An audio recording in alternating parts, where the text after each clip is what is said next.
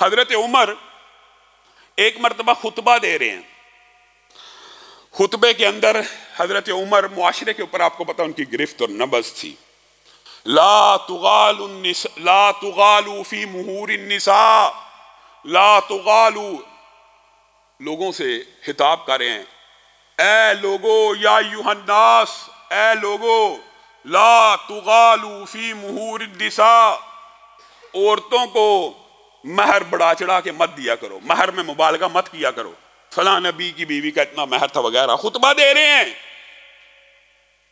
खुतबा दे रहे हैं जुम्मे का। आपको पता ना जुम्मे के खुतबे में सफों के साथ खेलना, किसी चीज के साथ खेलना, यह भी लगव है।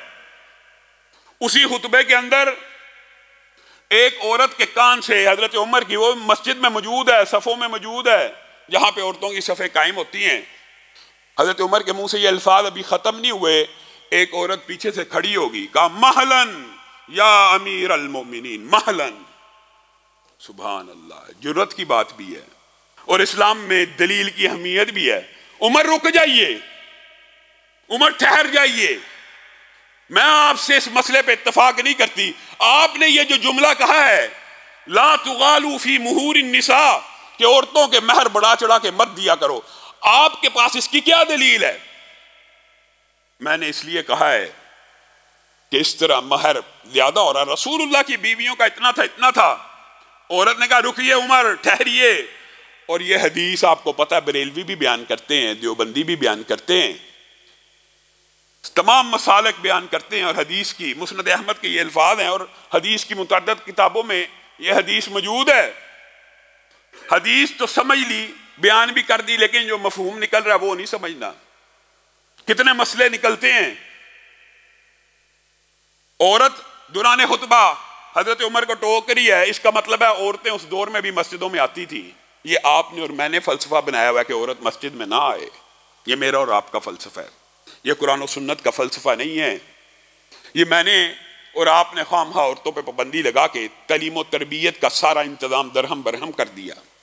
मुआशरे को जितनी तरबियत की जरूरत आज है, शायद आज से पहले कभी भी ना थी।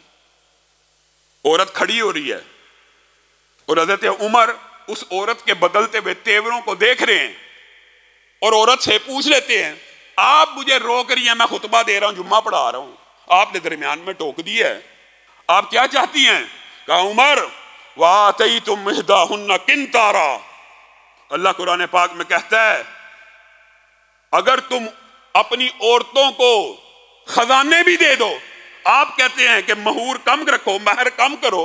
अल्लाह ताला कुरान पाक में खजानों का जिक्र कर रहा है कि कोई ऐसा भी हो जिसने औरत को खजाना दिया हो। बताइए, आपकी बात को माने कि अल्लाह की बात को माने? आप कहते हैं महर ना दो, अल्लाह कहता है खजाना भी दिया हो तो कोई हरज नहीं है। हजरत उमर के उस खुतबे में साहबा बैठे हुए थे, ताबीन बैठे हुए थे, किसी ने अचानक खड़े होकर औरत को कहा था बैठ जा। उमर ज्यादा जानते हैं कि तू जानती है, बैठ जा। उमर कौन है? आपने कभी गौर नहीं किया।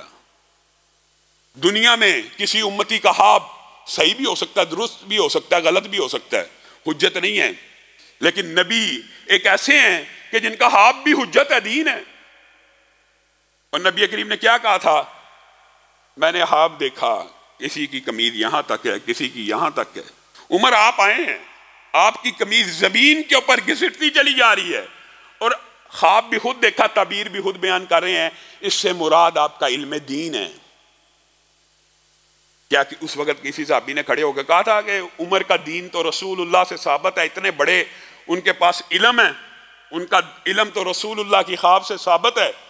किसी ने खड़े होकर ये कहा कि नबी करीम ने तो इनके बारे में कहा था, हर उम्मत में एक मुहद्दस होता है कि जो भी कलाम करता है वो दुरुस्त करता है, जो भी बात करता है वो सच्ची करता है, जो बात करता है अल्लाह उसकी ताईद में आयतें नाज़िल करता है। किसी ने ये कहा?